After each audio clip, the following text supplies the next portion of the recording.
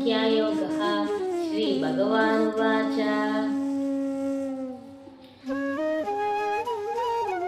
स्वधर्ममपि चावेक्ष्य न विकम्पितुमर्हसि धर्म्याद्युद्धश्रेयोऽन्यत् क्षत्रियस्य न विद्यते। तात्पर्యం అర్జునుడికి శ్రీకృష్ణ పరమాత్మ ఈ విధంగా చెప్తున్నారు. ఏమని చెప్తున్నారంటే, అర్జున, క్షత్రియుని యొక్క ధర్మం ఏమిటి, వారి యొక్క స్వధర్మం ఏమిటి? యుద్ధం చేయడమే కదా. కావున యుద్ధం చేయు అర్జున.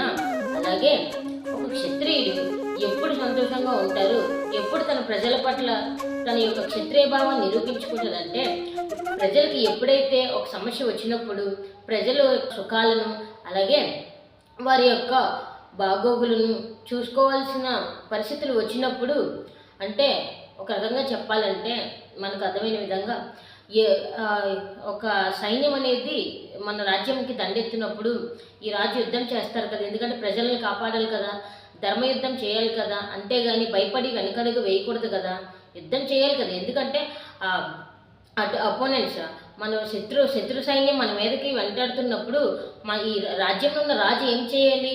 యుద్ధం చేయాలి, వాళ్ళనే అందరినీ అతమారించి తన రాజ్యంలో ఉన్న ప్రజలందరినీ కాపాడాలి. అది ఒక క్షత్రుని యొక్క లక్షణం కదా, అది యొక్క సహజమైన ధర్మం కదా, వాళ్ళ యొక్క స్వధర్మం కదా. అటువంటి క్షత్రియ లక్షణాలు కలిగిన నువ్వు, క్షత్రియుడివైన నీవు యుద్ధం చేయను అని చెప్పేసి వెనకంజ వేయడం చాలా ముమ్మాటికి అది తప్ప అవుతుంది అర్జున అని చెప్పేసి చెప్తున్నారు.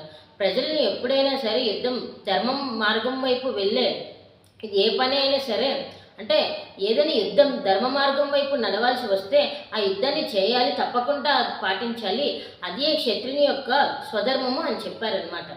ఇది ఈరోజు శ్లోకం యొక్క తాత్పర్యం. హరి ఓం.